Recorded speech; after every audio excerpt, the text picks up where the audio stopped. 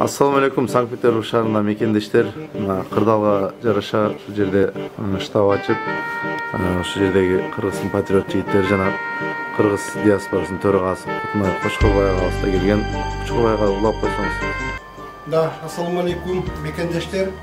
Мына бүгүн биз кырдаалга жараша биздин диаспоранын, биздин активист жигиттер, бул жерде патриот жигиттер десем да болот, топтолуп, мына ичинеден болсо дагы акчалай топтоп, өзүнүн салымын кошкон активист жигиттер да келип мындай продукциядай акчадай кылып келип жардам берип отурат.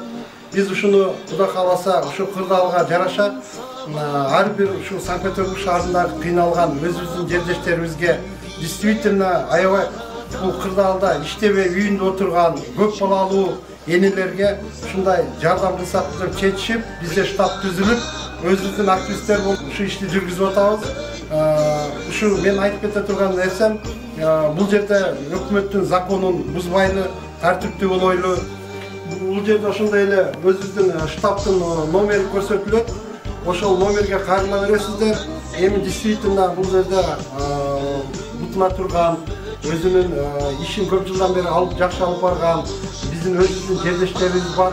Буну туура деп түшүнүп, эгер действительно өзүбүздүн жерибизге, өзүбүздүн жердештерибизге жардам беребиз десеңиздер, ошол номерге чыгып, ушул өзүңүздүн акчалай болсо акчалай, колдон келишинче продукция болсо продукция тарабында бул жерге алып келип коюп, бул жерде комиссия түзүлгөн.